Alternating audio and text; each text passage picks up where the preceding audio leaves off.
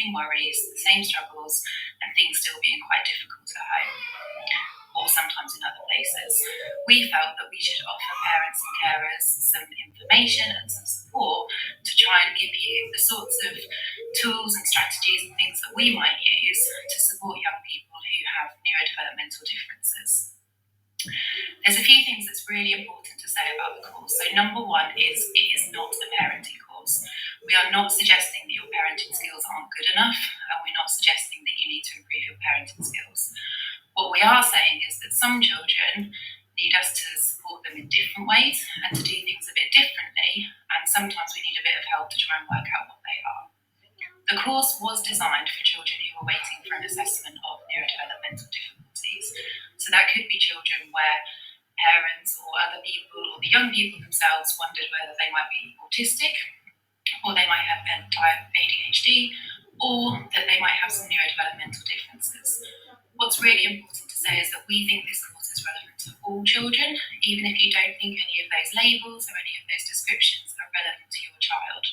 The ethos of this course is understanding each and every child as an individual and understanding what might make them worried, what might make them stressed, and most importantly, what we can do about that. They don't have to have a diagnosis, and you don't have to consider that they might need a diagnosis to benefit from you taking part in this course. The course is based on lots and lots of different things. It's based on our clinical experience and our clinical knowledge, and it's very much the sorts of things that we would do in our day-to-day practice supporting children and young people with learning disabilities and autism. It's based on evidence in terms of understanding and the things that we know help. Most importantly, it has been validated and contributed to by autistic people and parents and carers of children with additional needs. So we have amended the content of the course and added things in to check that this fits with people's real life experiences and what life can really be like for them. Autistic adults have told us that it makes sense, that it explains things, and that it also doesn't stigmatise and helps them to think about a way forward and a way of managing the world around them. There's been an independent evaluation of the course. The course has been run many times by Family Action, and they are very experienced and very skilled in delivering this course. The evaluation showed that of the over 100 parents and carers who attended the course, they overwhelmingly found it positive and found it beneficial. The benefits were around the content of the course and the things they learned, but equally what's really, really important is meeting other parents and sharing stories. Whilst at the moment this course is online, and we think that's really useful and we hope it will be really helpful, we'd really like to encourage you, when this is over, to meet with other parents, to join some of the groups organised by Family Action, because we cannot emphasise enough the power and the support that parents and carers can gain from meeting each other and hearing each other's stories. Thank you. I hope you enjoy the course. Thank you, Dr. Bruce. What are the aims of the course? We know that you're the expert on your child. We know you've already got a good understanding of your child or your young person's individual needs. But we hope that from what you learn today, you may get a wider understanding of the variety of needs that they might have. We'll move on to talking about how those needs will translate into behaviour, particularly those behaviours that you would like to change. We'll also talk about positive behaviour support and making positive behaviour support plans. And crucially, we want you to learn some new skills and strategies to support your child and to support others to understand them. The Positive Behaviour Strategies course has been cut down into 6 bite-sized sessions. Session 1, we're going to continue our discussion about needs and behaviours. In session 2, we'll be introducing a model of behaviour and talking about the importance of observing and recording your child's behaviour. In session 3, we'll look at those behaviour support plans and we'll show you how to complete a plan and some examples of completed plans. Session 4 will be all about effective communication because it's such a wide area of concern. Section 5, another huge area of concern to families dealing with sensory issues, but also structure, routine, praise and rewards. In session 6, we'll be talking about meltdowns, so much more than a tantrum, and how important repair, reflect and restore is for your child or young person. We always begin our live groups with a discussion about diagnosis and what it would actually mean to families. What are they hoping for? Do they think their child's behaviour will change when they have a diagnosis on a bit of paper? Some of you will already have a diagnosis and some of you will be at the very start of the process. It's important to repeat what Dr. Bruce has already said, which is that when your child or young person is referred to the neurodevelopmental team, they will look at the whole child, they'll take a holistic approach. So if you suspect ASD and your GP and school help you to arrange an assessment, don't be surprised if that is not necessarily the diagnosis that you get if you get a diagnosis. They will not narrowly look only for that, but will look for evidence of a range of neurodevelopmental conditions. Now, when we discuss diagnosis with our families, the overall conclusion is that diagnosis is very worthwhile. It will help you to better understand your child and how to help them. It will help your child or young person to understand themselves and come to terms with their own differences. But crucially for parents, they're hoping that it will make others understand and more supportive of their child's needs, whether that be grandparents, wider family members, other parents in the playground, staff in preschools, schools or colleges, and eventually in the workplace. This famous quote is about autism, but could be said about anyone with additional needs.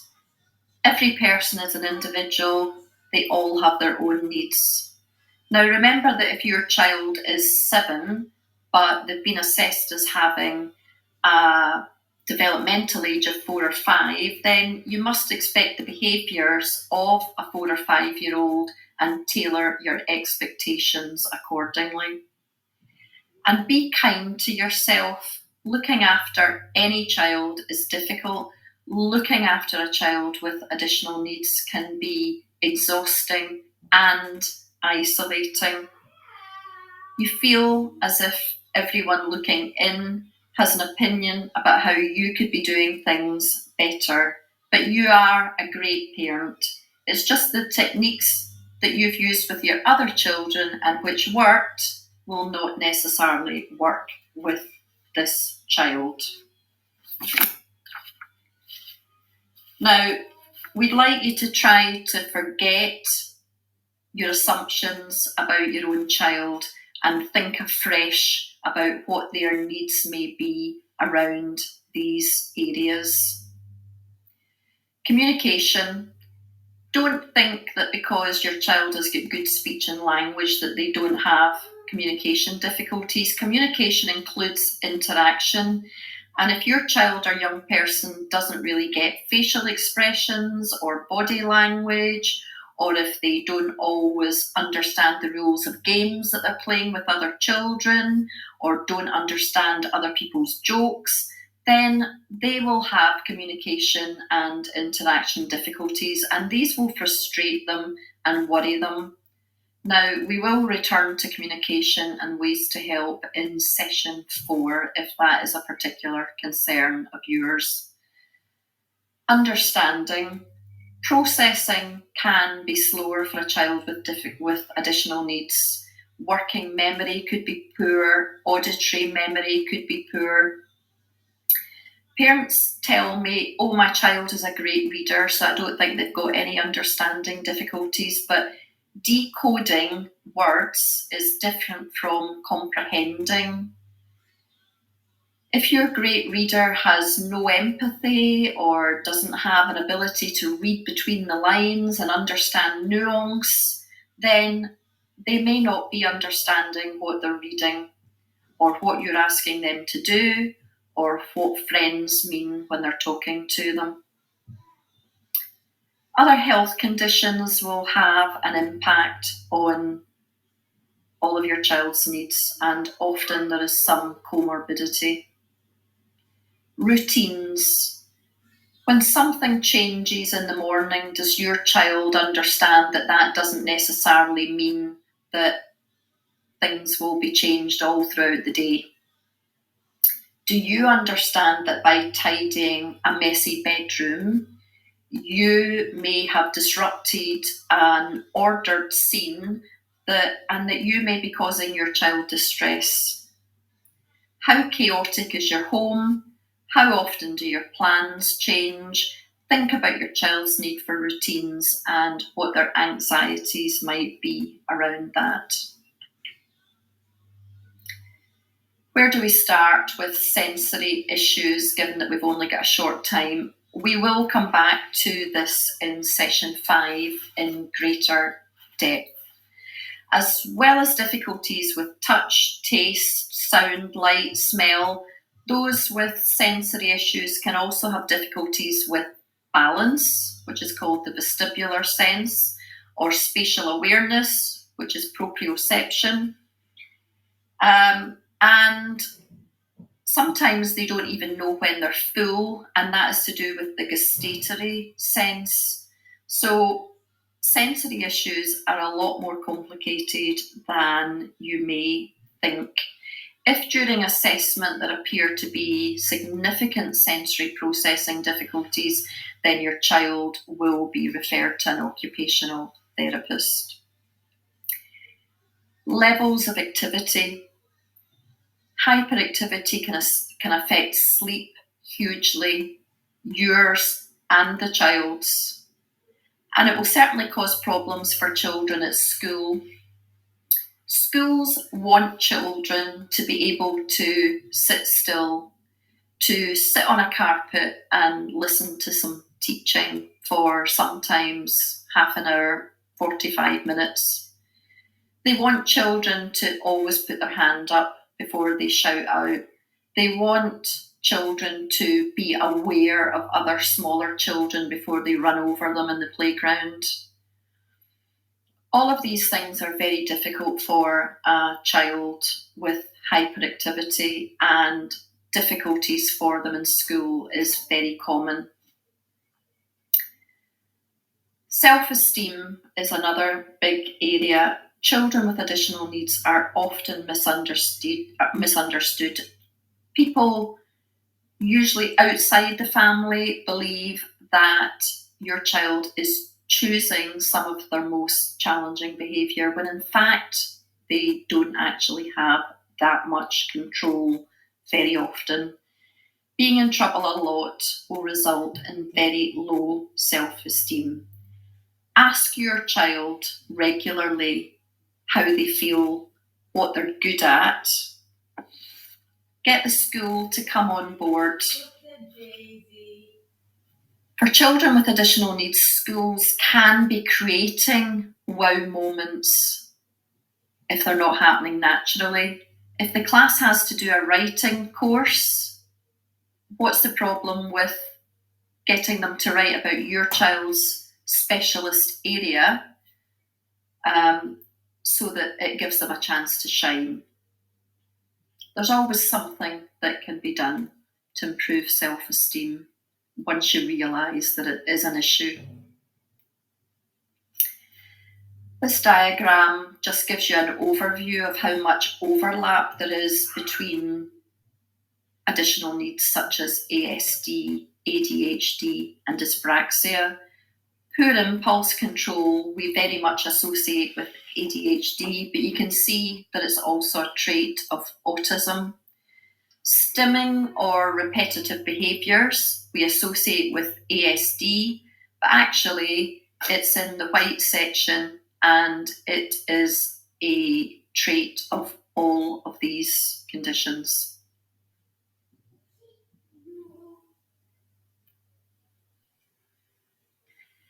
I hope that you're beginning to have a reassessment of your child's needs. All behaviour is communication, and having a better understanding of underlying needs can help us to better understand behaviour and hopefully allow us to manage challenging behaviour in a better way.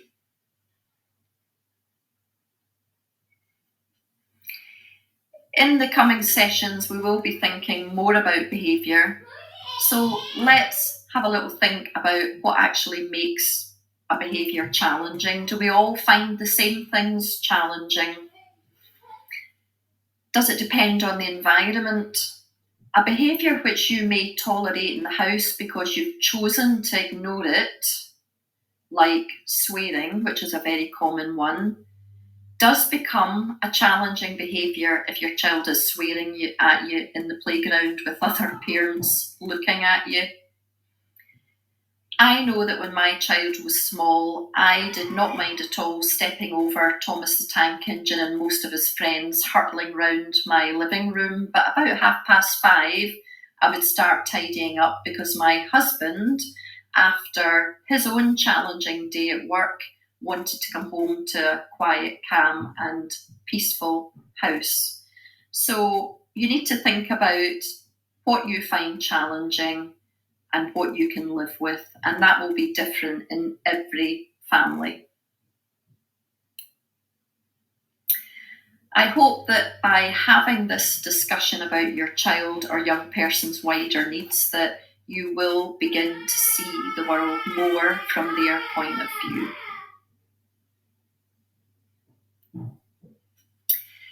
Dr. Bruce has already mentioned the importance of actually attending a positive behaviour strategies course in person, because you'll meet others with similar difficulties, you'll be able to exchange ideas and hopefully feel less isolated. This is a parent who attended our course in Swaffham, and she's very kindly agreed to speak to us about what it meant to her.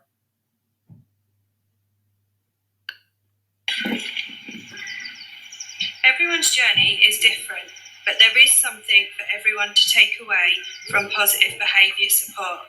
The 3 key things for me: number 1, I was not alone. Number 2, taking the time to understand, and I wrote lots of things down, which number 3 allowed me to focus on the positive, not just the negative. Thank you for that.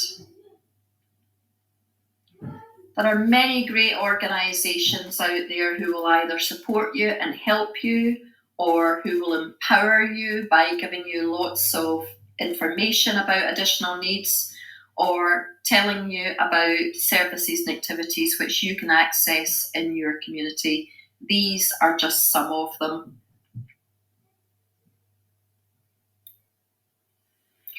I want to finish by giving you contact details for Family Action's Norfolk and Waveney ASD and ADHD support service. If you would like to book a place on a course, come to one of our workshops, come and have a coffee at one of our drop-in support sessions, or would like more one-to-one support or advocacy with a school, then please get in touch using this information. All parents of children and young people with additional needs. In session 1, we spoke about understanding your child's needs. We thought about what their needs might be around communication, how important structure and routine might be to them, and what their sensory issues were. In this session, we're moving on to understanding how those needs impact behaviour, particularly the behaviours that we would like to change. And to start, we're going to look at a model of behaviour. This course uses the bucket model of behaviour. If you've been on other courses, you may have heard people talking about the volcano method or the bottle of fizzy pop model of behaviour.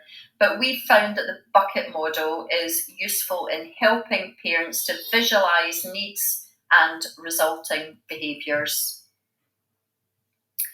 So the concept is that every one of us has got a bucket in our heads, and that bucket is our capacity to manage or hold all the stresses and anxieties and worries of our modern daily lives. Having developmental differences can mean that the bucket is filling up quite quickly, but in fact, people with additional needs often have an amazing capacity in their buckets to think of all the difficulties that they are dealing with on a daily basis.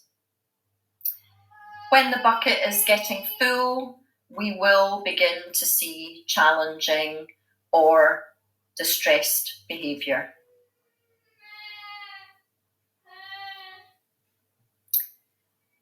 So the challenges that your child is facing during their daily lives are the triggers that are constantly filling the buckets up. What we want to try and help you with in this course is to give you some strategies, some techniques that will allow you to make holes in the bottom of the bucket so that it doesn't overflow. Now, when buckets are filling up, holes can sometimes get blocked. All this means is that if you're using a strategy which is working one day, don't think you've cracked it. It might not work the next day, or it might not even work later on the same day. An example of that would be when you've been using certain strategies to keep a younger child calm and content and focused at home during the day, and then his older siblings pour in the door at 3:30 and they're noisy and they get him overexcited and they're demanding your attention. Obviously, you have to start thinking of different strategies for a different situation. So you really need to be adaptable as you can be. It can be quite difficult for us to really understand what is affecting our child when we don't have the same differences as them. We have to work at understanding, and we have to do a lot of observing. There's a drama on Sky Television called The Good Doctor, and it's about an amazing young man with high-functioning ASD who's training to be a surgeon in an American hospital. He's normally brilliant and really focused, but in one particular episode, he needs to be at the top of his game because there's a big emergency on, but there is an overhead light not working properly in the hospital, and every time he passes under it, you see him cringe and duck, and he's asking people round about him, why is it doing that? And nobody knows what he's talking about. By the end of the episode, he actually can no longer function. He's actually curled in a ball with his hands over his ears. And what's affecting him is a buzzing that nobody else can hear. For various reasons, children might not be able to tell us themselves when their bucket is getting full.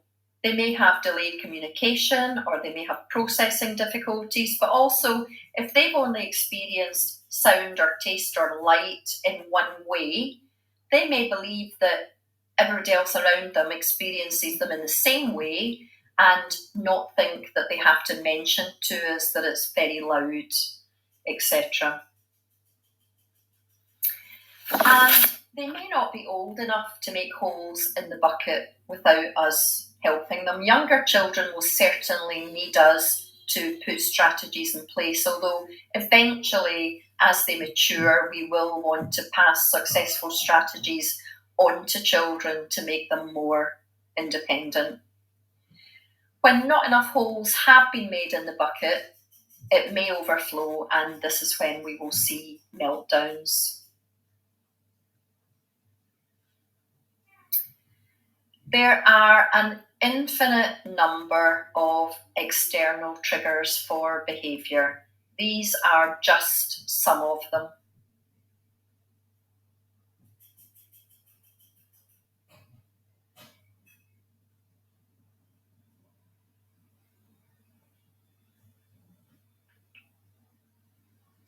Internal triggers for behaviour. It's even harder, isn't it, for us to see these? And again, your children may find it difficult to tell you what the problem is. Most children will be able to tell you that they've got a toothache, or they're hungry, or they're bored. But even children with the best speech and language will find it difficult sometimes to convey to you that their self-esteem is at rock bottom because they're always in trouble at school, or they can't seem to do what the rest of the class is able to do, or they just don't know why they have to shout out the answer as soon as it comes into their head rather than putting their hand up as the teacher has asked them to do a million times.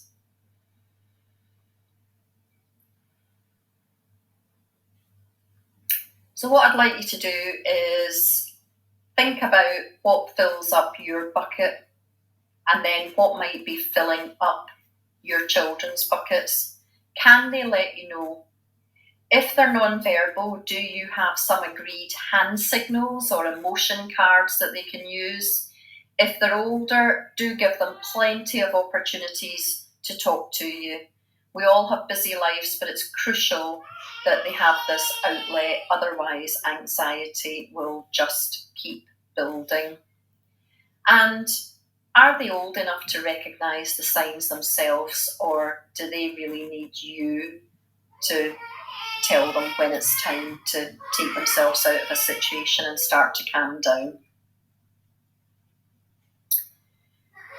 This is just a basic model of the bucket, full of all the types of worries and anxieties and insecurities which become the triggers for the behaviour, which is then spilling out of the top of the bucket.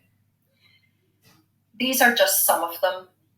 To these you could add tearfulness, stimming, which is repetitive behaviours, withdrawing, self-harming, defiance, refusal.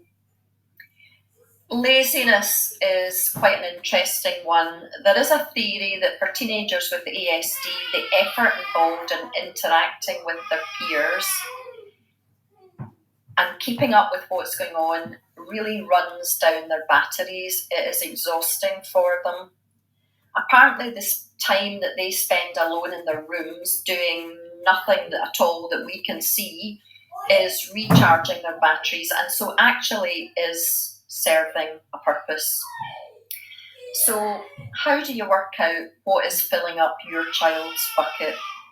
The only way to do it is by talking to them and by observing them. So observing behaviour is absolutely crucial, and the first bit of advice that I would give to you is that start keeping a diary. It will be invaluable, especially when you have to go along to meetings with SENCOs, with GPs, with paediatricians that you meet on the assessment pathway. If you're asked how often in a month do they have a meltdown, if you're anything like me, you would normally go blank when you're asked a question like that by professionals. But if you've got a diary, you can flick through it and see every one of these asterisks is a meltdown, and it can be really, really useful. It can also help you to see patterns of behaviour that you may not have seen before. If you see that every Tuesday afternoon your child has a meltdown as soon as they come through the school gate, then you can ask the school why that might be. It may be that on a Tuesday afternoon the head teacher goes into the staff room to do some planning and another adult comes into the classroom to teach, and your child either doesn't like the change or doesn't like the adult.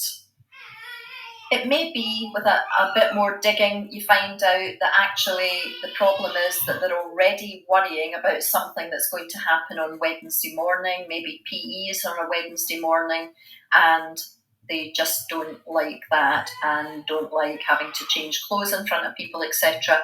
And they may already be worrying about that. Now, observing their behaviour is crucial, and you can do this fairly informally, or you can use a pro forma like a star chart. A star chart is not the kind of star chart which you may think of. It stands for setting, trigger, action, and result. And I've got an example. So they can be really helpful and help you to formally sort out what is exactly going on and look for patterns. So when you think about the setting, what time of day is it? Where are they? Who is there? Think of all the things that might be filling the bucket up. Triggers. Was there anything that happened just before? Was there a noise? Were they asked to do something? Were they asked to stop something that they did want to be doing? Again, what was filling the bucket up? Actions. What exactly did they do to let you know that the bucket was getting full? Were there any warning signs? Were they flapping or hand-wringing or starting to repeat sentences over and over again? The bucket at this stage really is beginning to overflow. And results, who responded and how? What responses were the most helpful? Did one person get a better response than the others? And did your child actually want help, or did they just want to be alone? By this stage, the bucket has overflowed. So in preparation for session 3, in which we'll begin to make plans for tackling the behaviours that you would like to change, I would ask you to think about the bucket model and what might be filling up your child's bucket. I want you to start to observe in the way that we've described and make some notes about the triggers and behaviours that you see.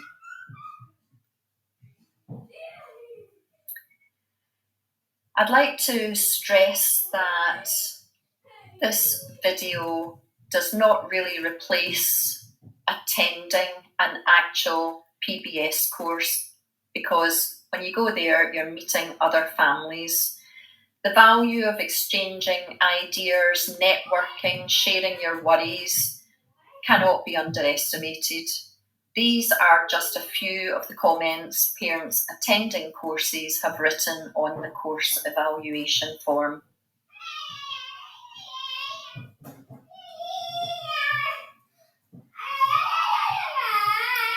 There are lots of great organisations and websites that you can access. Some will actually offer you help and support. Some provide information which will empower you in dealings with schools and will help you to find services and activities for your children in the local community.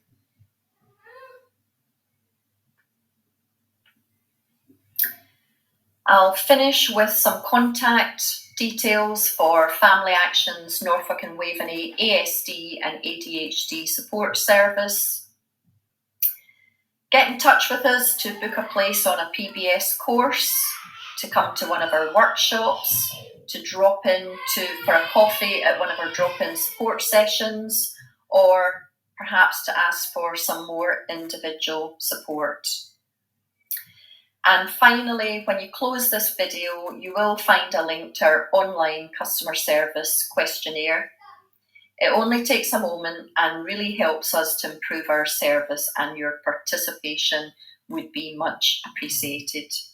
I look forward to welcoming you to another session of the Positive Behaviour Strategies course. Thank you.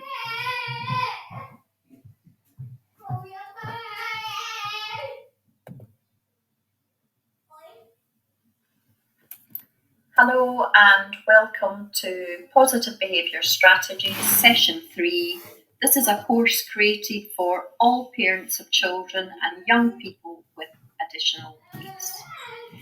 We began in Session 1 by talking about the different ways in which this child's needs may differ from those of your other children. Session 2 was about how those needs would impact on their behaviour and the importance of having an understanding of the triggers which affect your child's behaviour. In this session, Session 3, we're going to build on the previous two, and we hope that you have now got a better understanding of your child's needs, and you've discovered what some of the triggers are for their challenging behaviours. We want to help you to use this knowledge and understanding to start to manage the worst behaviours. So how do we make a start with that? First of all, we know it is not easy. You're probably working and raising other children at the same time as coping with all of this. We know you have many demands on your time. And the child that you would like to change is probably, for various reasons, quite resistant to change. You will already have heard plenty of advice from other people, and it will not always be useful. They didn't have special needs in my day, they just had naughty boys. All she needs is a firmer hand. She's choosing that behaviour and you're letting her away with it. I'm sure you recognise some of these statements. And sadly, this advice doesn't just come from family members or maybe school staff. But sometimes it comes from random strangers in supermarkets or other parents in the playground. We want to help you to make plans which work for you. And if they work for you and your family, then that should be all that matters. The last statement on this slide is here just to demonstrate to you that normally people come along to our courses, actual people, mums, dads, grands, and I wanted you to understand the benefits of coming along to a course in person. Families interact with us, ask us questions, get some advice. They interact with each other, they share their stories, their worries, and most importantly, their successes. Choose your battles is the first thing that we advise because it's so important. You don't need to be a superhero. You don't need to overstretch. Save your energy for the battles which are really worth fighting, the ones that are impacting on your life and on the lives of the rest of the family. The behaviours which stop you from going out and enjoying some fun times together as a family, or stop you from getting decent sleep, or which stop you from working because the school could ring at any time to ask you to come and pick your child up. Remember that if you try to change all of the behaviours that you don't like all at the same time, then you're almost certain to fail. Choose your battles, and if others tell you that you should be doing something about a particular behaviour which you're choosing to ignore, then tell them, I have a plan and I am choosing my battles. So what is positive behaviour support and how can it help you? If you've watched sessions 1 and 2, you should now have a feel for the range of difficulties which may be affecting your child. If we just take one thing like sensory issues, we'll see that a child or young person can be hypersensitive to some sensory input and hyposensitive to others. It's a really complicated business to get to the bottom of what their needs are. So we need to take a person-centred or individual approach to managing their behaviour. Generic rules will not be as successful. So what does it focus on? Positive behaviour support needs you to do some groundwork so that you have a good understanding of your child's individual needs, their triggers and reasons for their behaviour. And reactive strategies, which are managing and reacting to challenging behaviour when the bucket is filling up. Skill building is crucial. As your child or young person moves through their education, you're going to become less connected with their daily lives. You need them to be able to manage their own behaviour, and you need to teach them how to do that. When a child can't read, we teach them.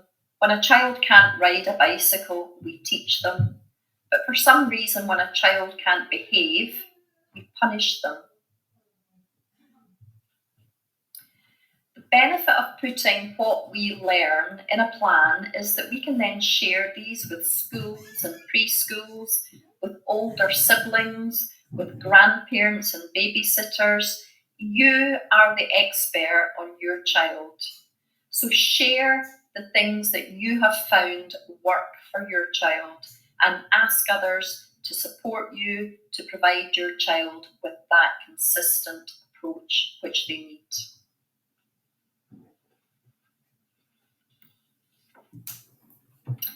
So you've done the work, you've thought about their needs, considered the triggers, and thought about some strategies which might help.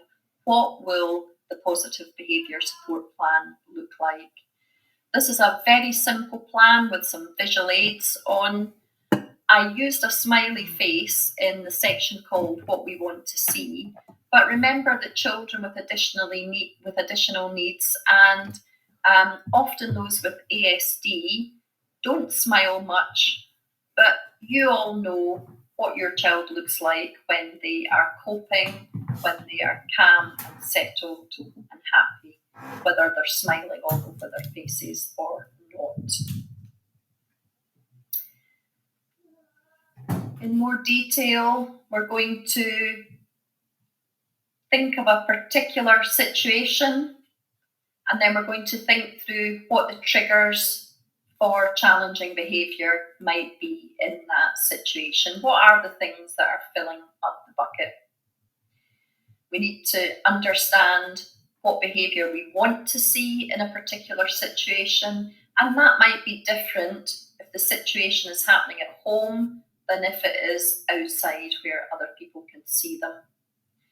And what strategies are going to maintain that? What are the proactive strategies to maintain the kind of behaviour that we want to see? We want to be able to recognise the signs that things are not going well, that the bucket is filling up, and what reactive strategies we might put into place at that stage. And when behaviour does get out of hand and the bucket is beginning to overflow, what interventions are really going to be necessary at that stage? Taking them one at a time, the possible triggers in a situation. Where are they? What is the environment like? What will the sensory challenges be in that environment? Are they at home? Are they outside? Will there be other people watching? Will other people who are there have an impact? Will they want to interact with your child? Will they expect your child to have social skills that you know they don't have? Is it something that your child wants to do, is happy to do, or are you having to bribe them? Never a good idea. Or push them into doing it. What time of day is it? How will this affect their behaviour? Are they going to be tired? Or are you asking them to do something at a time of day when they normally do something else that they enjoy and they really do not appreciate the change to their structure and routine? When we think about the behaviour we want to see, you cannot underestimate the importance of this. This is the behaviour that you want to be able to replicate as much as possible. Very often what we do is when our child is calm and settled, we use that time to rush away and get on with cooking the dinner or doing something else that we haven't had time to do. But actually, we need to spend time observing them when they're happy and relaxed because, as I say, that is what we want to replicate. And we need to understand what are the useful strategies for maintaining that kind of behaviour.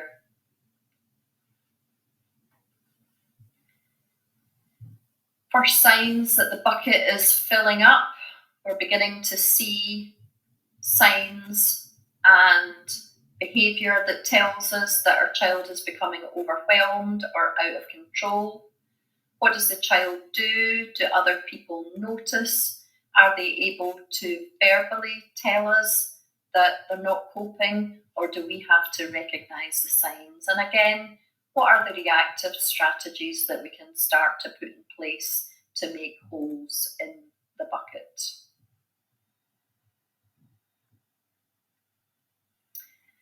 I have got a couple of examples of specific positive behaviour support plans, and the first one is a situation which is a nightmare for a lot of families, a trip to the supermarket. Now remember, every child is an individual.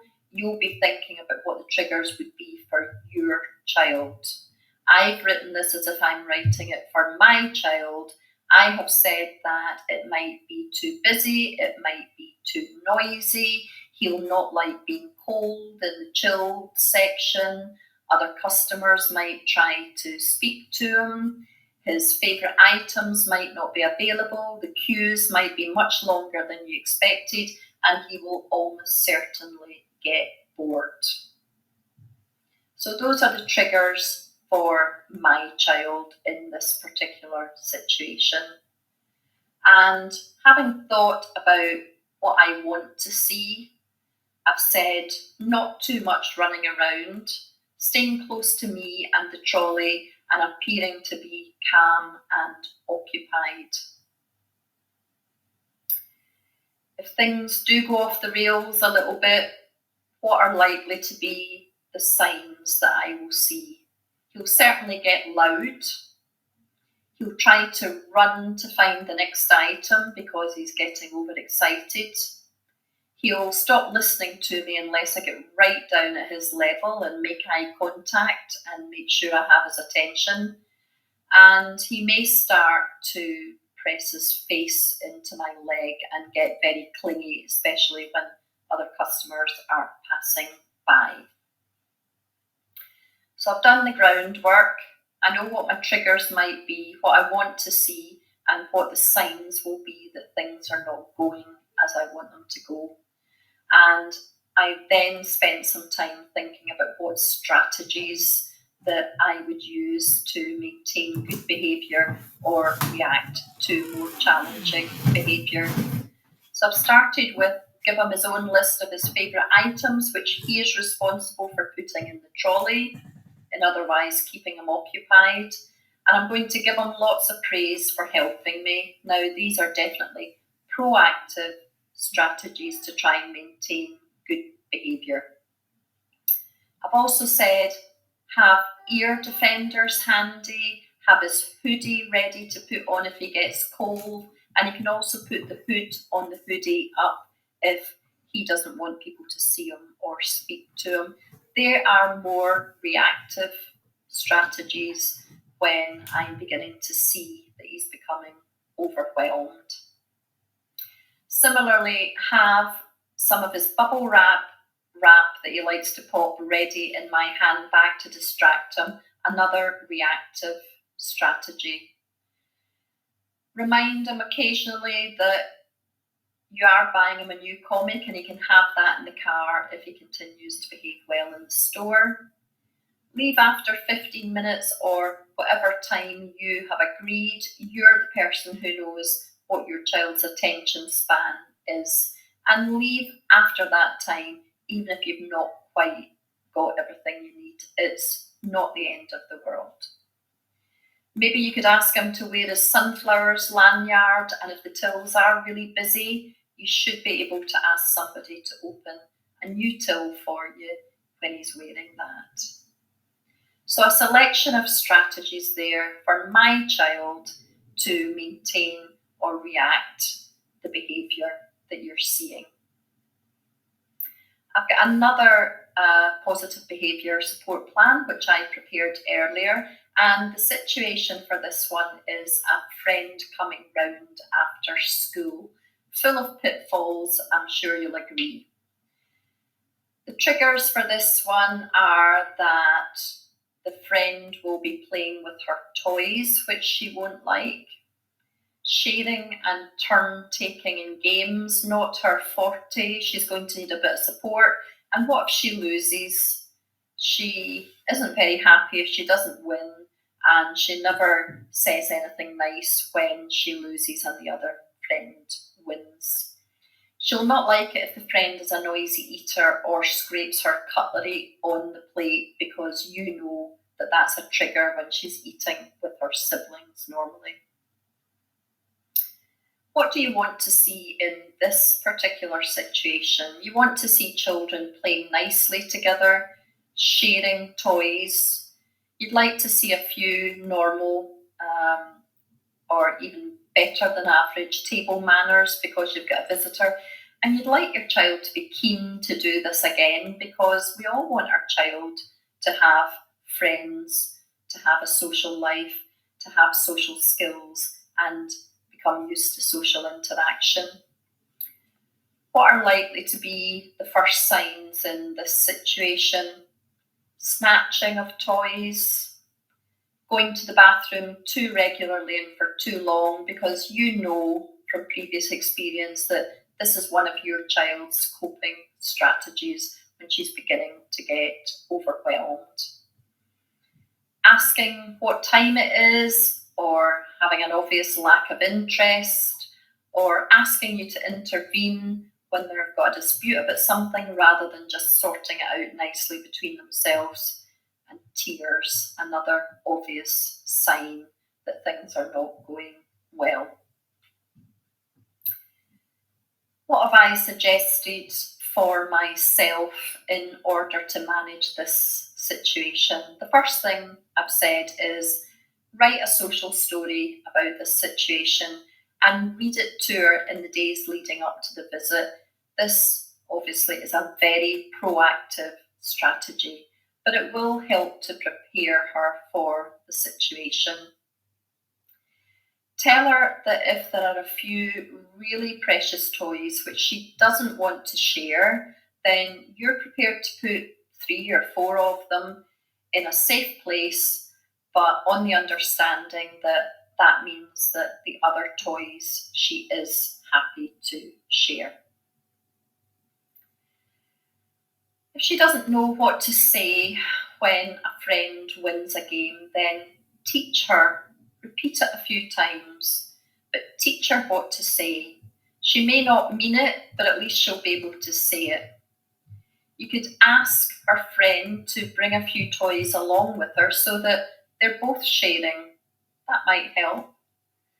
And I would suggest making this first visit a short one and plan some very quiet downtime as soon as the friend leaves. A reactive strategy when things are really beginning to kick off might be to have her favourite DVD ready in the DVD player and to start it and have the music quite loud so that she can hear it and it should distract her, would be one of my suggestions that I think I would use. And have finger food to avoid sitting at a table and eating together, having a battle over cutlery. This is perhaps more of an avoidance technique than anything else, but anything goes if it gets you through the situation. Now, these are examples of positive behaviour support plans showing how you use the information about triggers and what you want to see and understanding the signs of problems to come up with both proactive strategies to maintain good behaviour and reactive strategies to manage more challenging behaviour once it starts.